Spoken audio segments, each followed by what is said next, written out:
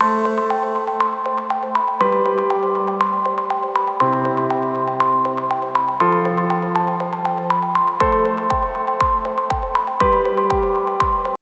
to another episode of the Digital Disruptions Dialogues podcast, the show where we explore bold ideas, leadership insights, and the digital disruptors of the world. Today, we're diving into the evolution of cybersecurity in government, what it means to protect sensitive data in a rapidly changing digital world, and how agencies are adapting to new threats and challenges. Speaking on this topic today, I have our President and CEO, Chris Beckford, and our ISSO, Christopher Callahan. So let's begin. Chris, welcome back to our podcast. Would you like to go ahead and reintroduce yourself for any new listeners? Sure. I'm Chris Beckford, CEO of eTRANSERVICES, and I'm glad to be here. All right. Well, thank you for being here. And Christopher, we're so glad you joined us here today. So, since you are new to our podcast, would you mind sharing with our listeners a bit about yourself and your background related to cybersecurity? Sure, no problem. Thanks for the intro. So my name is Chris Callahan, and I'm retiring out of the federal government. I spent 9 years in the military and about 19 and a half in either the DoD or in the Department of Homeland Security. So had an opportunity to retire within the last month and moving the cyber fight over to the contractor side. So happy to be a part of the team, one of the newest members, and look forward to discussing about where we've been and where we're going in the future. Awesome. Great. Thank you for that introduction. Like I said, it is great to have you both here with us today. So, that being said, let's go ahead and get started. First, discussing the threat landscape then versus now. So, and this question goes out to either of you. How would you describe the cybersecurity threats government agencies faced a decade ago compared to now? So I think a decade ago, we saw the castle moat theory, where we were going to protect everything from the edge of the network, and we were going to try to stop everything from coming and going out of the edge. As we're moving into a more progressive multi-domain operations, we're starting to see where you have to assume the malicious cyber actor is within the network. So you how can you take a hit and still keep on going? Something very similar to what we're seeing with the Houthis right now. They're attacking the supply chain and the ships. We have our adversaries moving into these cyber networks and they're trying to attack our networks. How can we take that hit, build it, be resilient, and still continue to operate and effectively do our mission? And I'll turn it over to Chris if you wanted to add anything to that. Sure. A decade ago, we, like Chris said, seems like we're doing crisscross here, but we were scanning and spent a lot of time scanning, looking for something that's unusual. Today, the threat is, or maybe, the insider. And that insider threat come in many forms. And that threat may manifest itself in the form of clicking on a hyperlink, clicking on a PDF that is unrecognized, and then it start doing unusual, weird things on your machine based on what's encrypted within it. A decade ago, we didn't see these threats, not like this.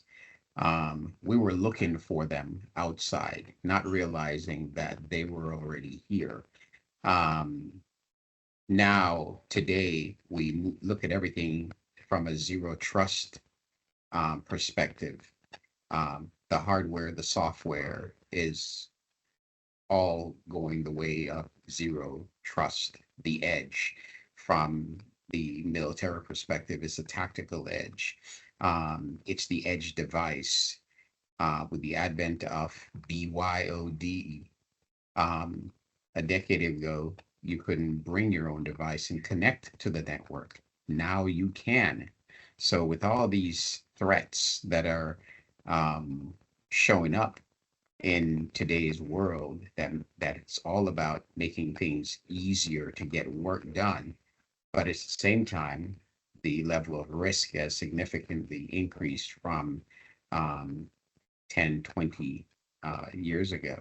And I'd like to add on to that, that I think what we're seeing is there's a shift in philosophy and trying to disrupt network operations. So 10 years ago, there was definitely nation state actors. Now you have spin-offs of those different groups, APTs that are forming a lot of different homegrown with generative AI. We're seeing the level of entry into hacking really go down, and we're starting to see these new adversaries come in, and they can launch a drone for $500 and cause a huge disruption and force the military or the US to have a response from a tactical perspective, costing us millions of dollars. So if they could delay or disrupt us, if they can get into the network and delay our kinetic response, that's what we're seeing as the battlefield starting to shape, like Ukraine, with what's going on with Ukraine. That's the future of warfare.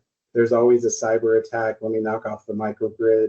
Let me knock something off before I launch kinetic um, an attack onto it. So I think it's really important to watch what's happening overseas, and with Salt Typhoon and Volt Typhoon campaigns, we're starting to see our nation state adversaries go into our critical infrastructure. So set up shop in water utilities and try to disrupt water, some of the lifeline services that we depend on every day. So just keep that in mind. And they're not attacking us from the front. They're coming through third-party vendors, through interconnections.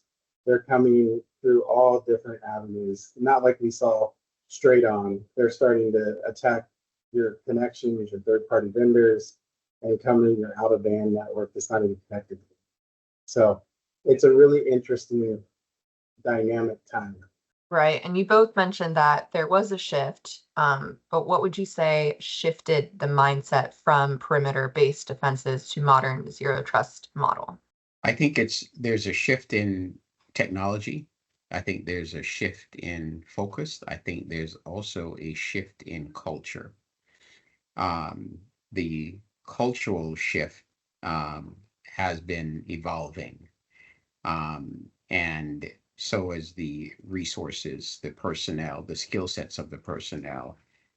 There's still some room to improve there, in many cases, significantly. However, that has been a major shift. Um, I remember, I won't date myself, but in the early 2000s, when the big thing that you were worried about on machines was porn. Now you don't even think about it, because it's what was something that you were looking for is now natively blocked. You don't even, I can't tell the last time somebody mentioned that, but we're now looking for more active threats. The passive threats, for the most part, are being mitigated, and with the advantages of advanced technologies, the devices and the software that run on top of them are doing a lot of the work for us, and that's keeping pace with the advent of cloud and AI aware protection, and also the built-in capabilities that the manufacturers are sending out in their products. Yeah, and I'd like to add that I think it's a shift in social media where our kids today are growing up with this technology in their hands from the day they're born all the way through. So they can find things faster. We're in a self-service culture. Do it yourself. You're your own travel agent. You're your own cyber defender now. You're your own HR person. So now that we have access to it, we're kind of desensitized, and we freely share our private information out there. Where you see a little bit more stricter requirements in Europe with GDPR, I just don't think the policies in America, we've really sacrificed a lot of our privacy, and we share, geotags and pictures, and it would be so easy to do open source intelligence and find people based on their Latin long if we don't teach people how to be good digital citizens from kindergarten all the way through K through 12 into college into the workforce. So I think we have to take more of a responsibility as parents, as leaders in the cybersecurity space to ensure that we raise the awareness on all the information we're putting out there that's easily scrubbed and used against us. How did governments historically handle the protection of citizen data? The scary part is there's still a lot of government that is paper-based. That is the scary part.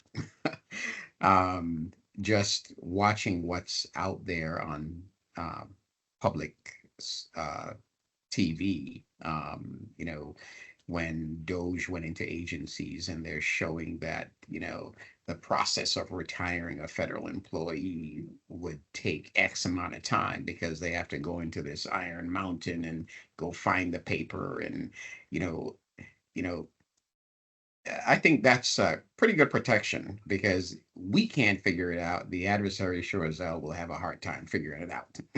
Now, as we bring a lot of those systems online, um, that's where the challenge really begin because now it's being exposed. Uh, uh, the technology is providing better access for faster decision makers, for faster decision making, and that by itself changes a lot because, like Chris said, this generation is about it's the click, it's the I want it, I get it, I want it, I access it.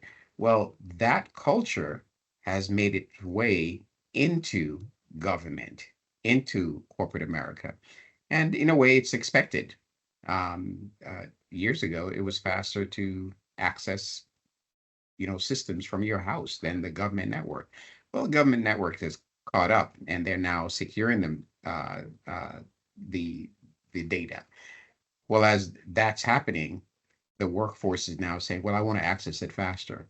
And sometimes, in trying to provision that access, this is where the balancing and the risk come in because now sometimes the level of security may be sacrificed for the quick access to data that we're used to accessing at home. And that goes into the development of apps, the development of application, following the strict engineering disciplines that at one time was necessary in application. And we have in some cases a misconception of what agile is, and it's not necessarily what some people think, and we create our own chaos by saying, well, I'm just following agile.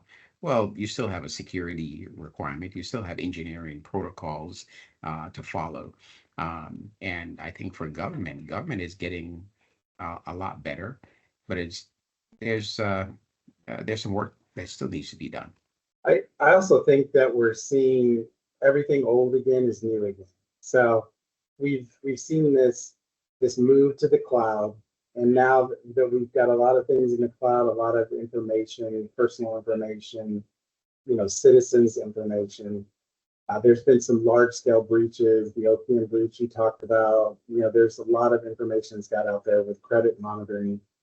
As we're moving into a lot of these large scales, the biggest breaches we've ever seen in human history, we're seeing a lot of that information get moved back down to on-premise, back into closed restricted networks, and trying to control information at a more localized manner. So it's kind of interesting to see how that's working. And from the state and local perspective, we're also seeing that a lot of this information sharing is dictated by sunshine laws. So they have to put out voter registration logs. And then we've had a lot of false alarms where they say, oh, we have the whole state of Washington voter registration log. Well, that's readily available.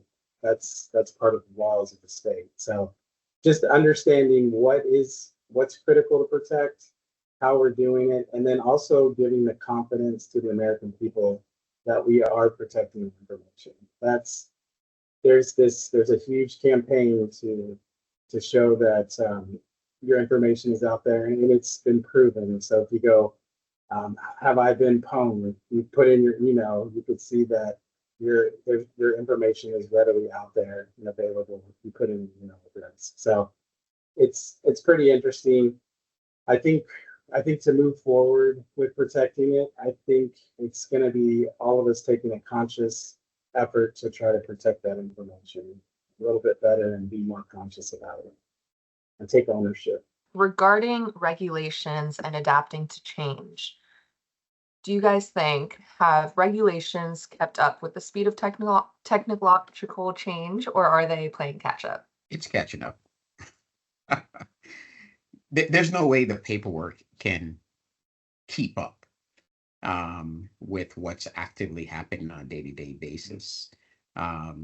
It's like saying, the um, the drivers will keep up with the DMV will keep up with the pace of the various automobiles and their capabilities. It can't happen. Um, uh, if somebody has to write something down, teach it, then make it uh, uh, acceptable from a cultural perspective. By the time it's acceptable by one generation, the next generation is already telling us that it's old. I mean, hell, my kids are telling me I don't know anything about computers, um, and they're 13 and 15, um, because they see it. They see it from a different perspective, um, uh, and they're not necessarily thinking about the safety aspects, the security aspects. So the regulations, as we would see them, they're not even in the school system. The the schools, pushing all this technology out, and many schools within the country don't even have a CIO, don't even have cyber, you know, uh, cybersecurity embedded where they're teaching this. The technology is there, kids are using it, and if kids are using it, these are the same technology in the workplace. Um, so, from a regulation standpoint, it can't keep up. Um, as soon as Microsoft does an update on Patch Tuesday, the world's changed. You never know what's coming out. Whatever whosoever is writing, trying to keep up with doctrine or policies or procedures, it's very hard for them to keep up. They can keep pace with the theme, but not with the actual technology. Right. And I think regulation's tricky because we've had a lot of change in different philosophies and maybe taking away some of the responsibilities from the federal level, pushing it back down to the state level. We're seeing that in cybersecurity and putting a little more responsibility, taking it out of the hands of the federal government and putting it back at the state. So the regulation is going to be an ongoing battle. There's some important things that need to be renewed. There's the CISA Sharing Act of 2015, which allows private industry and public partners to share threat data across lines. And if there's a threat to critical infrastructure, be it private or public sector, that's up for renewal right now. So hopefully, in the last 3.5 years working for the Department of Homeland Security, I did see a lot of wins in that with getting information from security researchers, sharing that, and making sure that we try to avert some of these ransomware attacks that were happening from organized crime. So I think there's some great regulation out there. I just think it needs to be renewed, refined, updated, and we need to keep up with the pace. But we have a very lethargic system right now, and we're not getting a lot of things done. So, but hopefully that'll get renewed. And I'll add something to that. What we don't want to do is to get into the position where all the technology is available and we can't use it because of the regulation.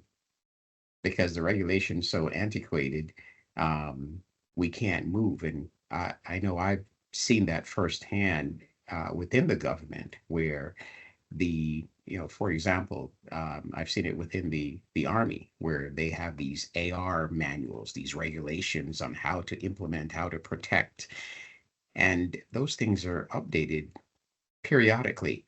But yet you have advanced technologies coming out, AI, ML, cloud. Those regulations don't know how to deal with the technologies that are coming out. Um, and therefore you're in a bind. It in some cases it's turning the environment upside down because each organization is going to interpret based on what they believe to be in their interest. And sometimes that gets a little bit dangerous, and we'll hit on that a little bit more with collaboration, because then you start having organizations in isolation and protecting themselves from other organizations rather than being collaborative. Yeah, and I think there's the other argument of deregulation, right? Yeah. So there's this whole argument that if you want to spur development, Moore's law, double technology within 18 months, get rid of a lot of the regulation and let a lot of the industry handle that. And I think we're seeing that in some different areas like quantum computing as well as AI. There's been a big push to deregulate and let them innovate and get some of this newer technology in the hands of these developers. And so we're seeing some huge leaders. I mean, right now the U.S. is the leader in AI, but China's got so much invested in that. We're talking billions of dollars over the next 10 years. How are we going to keep the advantage, the technological advantage in some of these leading technologies and secure it and make sure we're using it for cyber defense as well as using it for offensive purposes as well. Right. And going back off on what you both said about partnerships and collaboration, how has the relationship between government agencies and private sector partners evolved in the context of cybersecurity? I've seen it from a government contractor perspective. The government is looking at new ways to bring emerging technologies into various organizations. And one of the things that we have our traditional contract vehicles, our ways of getting access to the government, buying and selling. But one of the most powerful things that I see most organizations doing at some level, is OTAs, other transaction authority. And OTA is your non-typical contracting method. That's how we supposedly put a man on the moon. We use OTA to build rockets. So we put it in the hands of industry and have industry figure it out and solve the problem, and then that's ingested within government.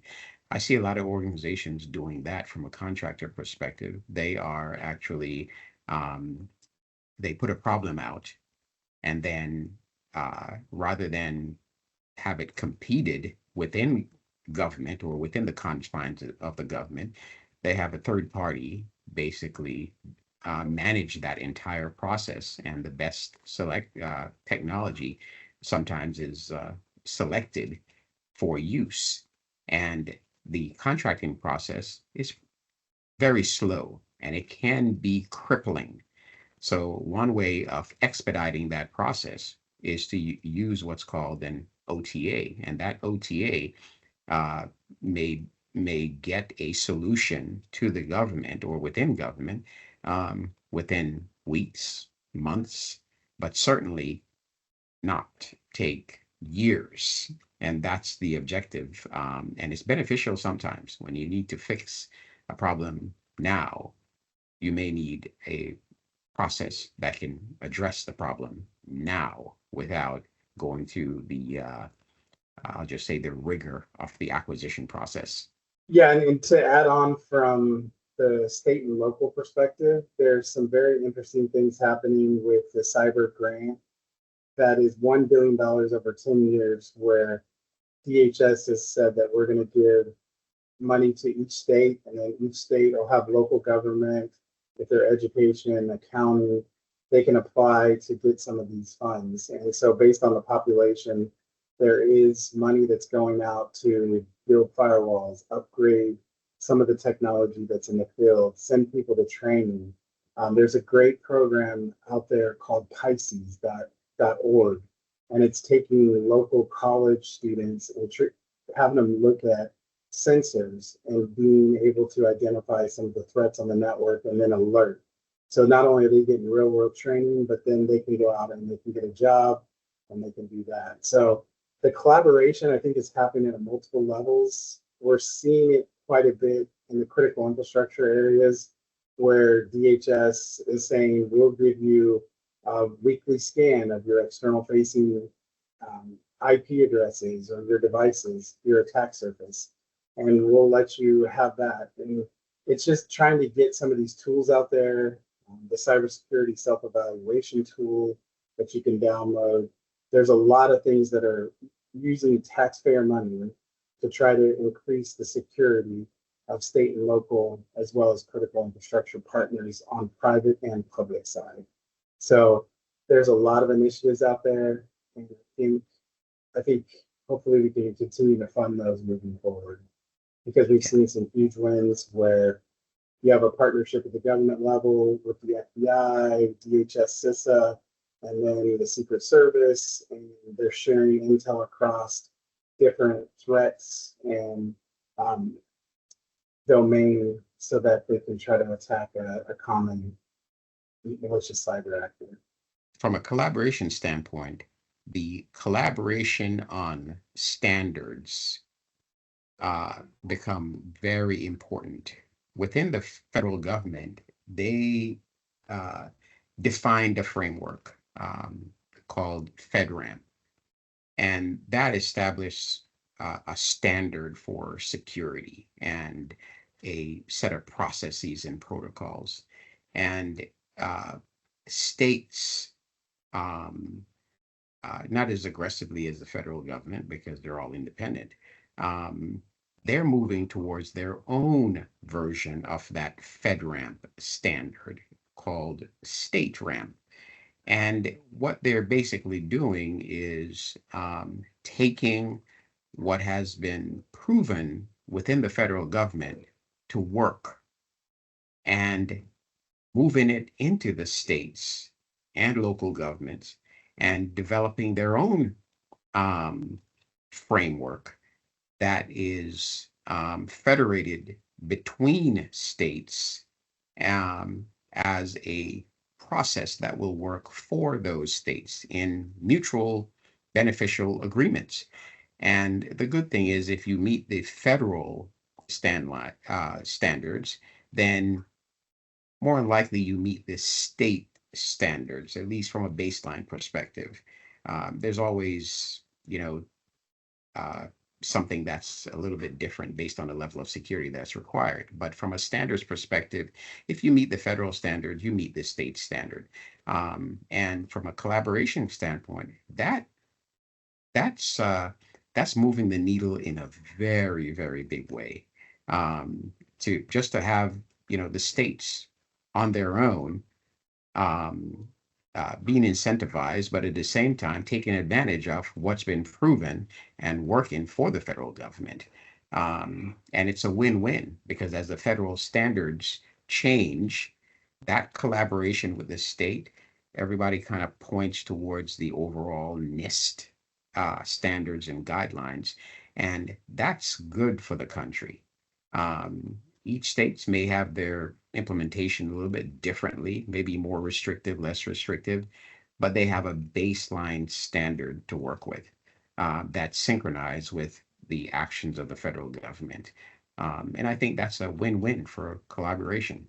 And I also think that it also raises the maturity of the cybersecurity program. So you make yourself a harder target. And the more difficult we can make it for our, organized crime or nation state adversaries, the more they're going to move on to something else. Because what we've seen time and time again is they have a low level of effort. They're looking for the easy pickings, and they'll just take a target of opportunity and deploy malware. If you have some sort of protection to make it a little bit difficult for them to get in the network, you segment that network, not have a flat network, at least give yourself a fighting chance to not go down with the ship per se. And gearing the conversation towards the future and looking ahead, what are the key lessons from the evolution of cybersecurity in government so far? There's a lot, and it depends on the perspective, and also depends on where you're sitting. But the best of breed, the federation of ideas, collaboration between organizations, I think those are the big wins. The technologies will come and it will go, it will evolve constantly, but the big wins is we as a nation, we as a federal government, we as a state, um, we're looking at the same problems and we're addressing them collaboratively for the most part. But most importantly, we have a disciplined process of addressing cybersecurity and risk, and it's it's almost cultural now, where uh, you're expected, if you're going to buy a system, ask questions regarding cybersecurity. You're expected to ask the vendor if they have cyber insurance. Um, those are things you're expected for the vendor to you really fill out a questionnaire for you, using paper to interrogate them regarding what are their processes, what are their protocols, what do they do with your data when they get their hands on it? Do they really need to move it from your secure location to them? And what's that process? We're asking a lot more questions, and that is powerful. I think it's critical for the cybersecurity leadership and government to be more transparent and also leverage some of the things that are out there. So the security clearance program, we have the opportunity to sponsor clearances for private sector partners and bring them into a classified space and give them threat briefings on what's actually happening. And so having them go through that process, getting background information done on getting those security clearances and getting them into classified spaces so they can share information, the same information that the government's seeing in the intel world with the private sector, and then vice versa. So tearing down some of the lawyers and some of the litigation that we see and bringing them with a clearance into the room and having two-way conversations about what they're seeing on their networks and then sharing with the federal government. It's got to be we're stronger together kind of mentality, and we all are in this together because we've seen it time and time again. It's a private company. It's a multiple attacks that can combine together to delay a response. It's gonna be our downfall in the future. And so we're not all on the same page, sharing the same threat information, the same indicators of compromise, and having the same TTPs, the tools, techniques, and procedures to protect against these threats, then we don't really stand a chance. But together, I think we have a really good shot. Since you mentioned leadership, how has the role of cybersecurity leadership in government evolved? I think the cyber leaders in government are, if we look at a decade ago, 2 decades ago, um, they're a lot more capable.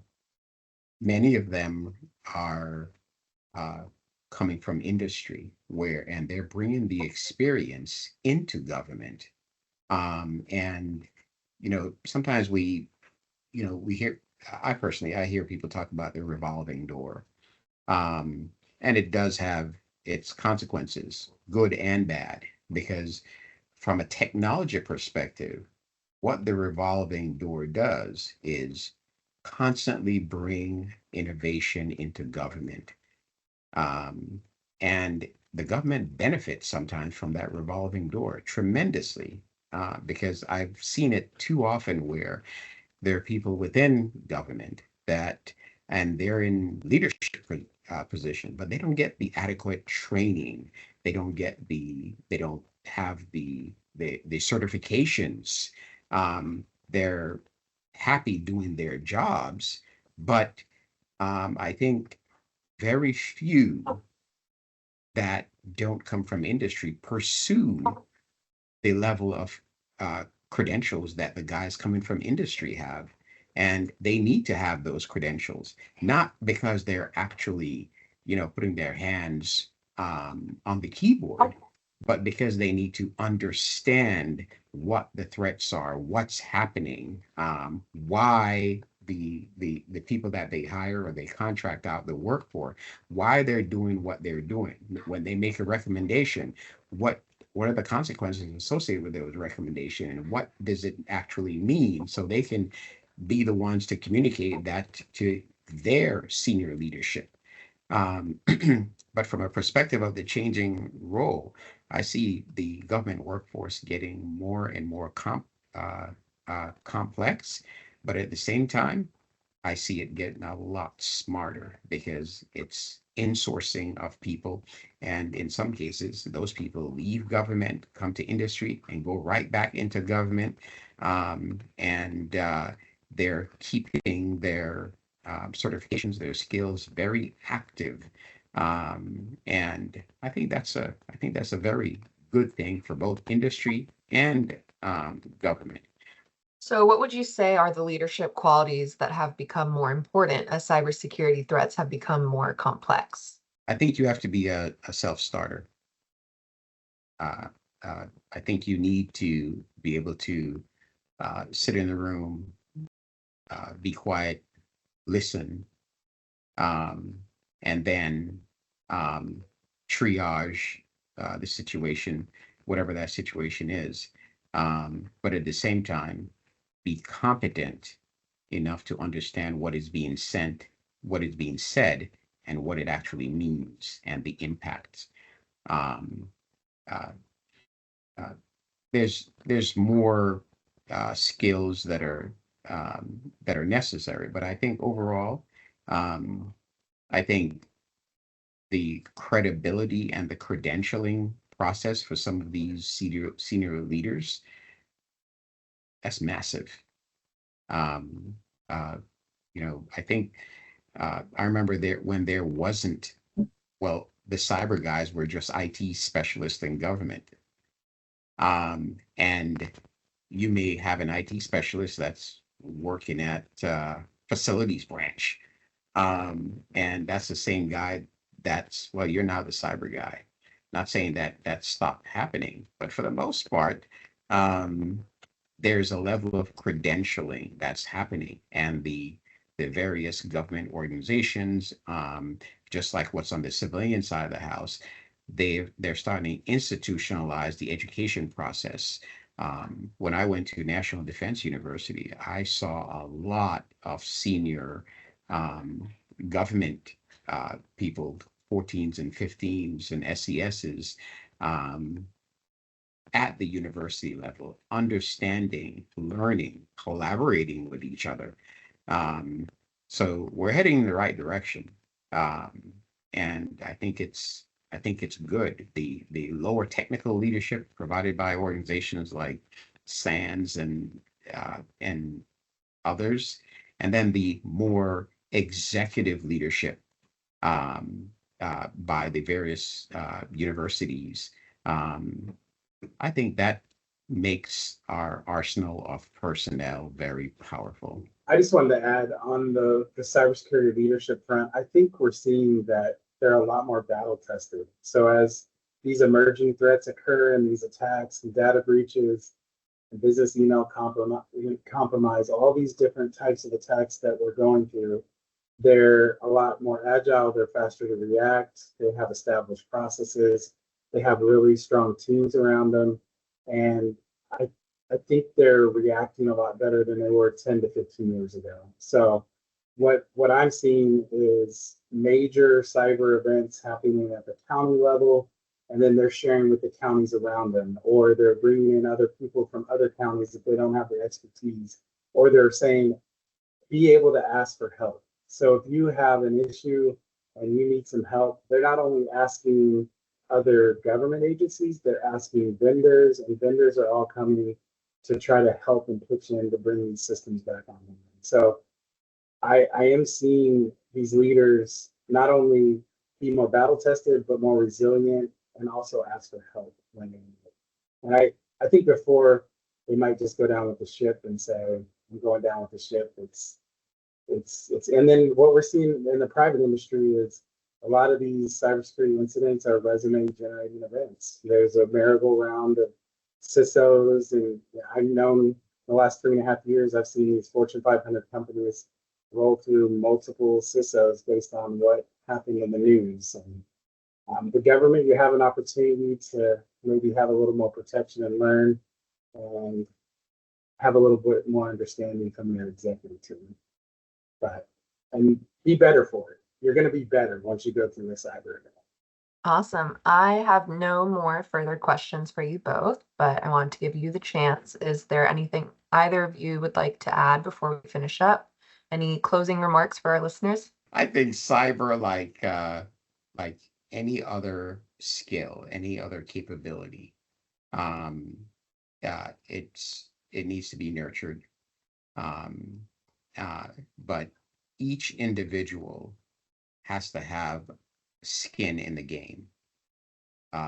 You don't get to be the cyber guru without continuous learning.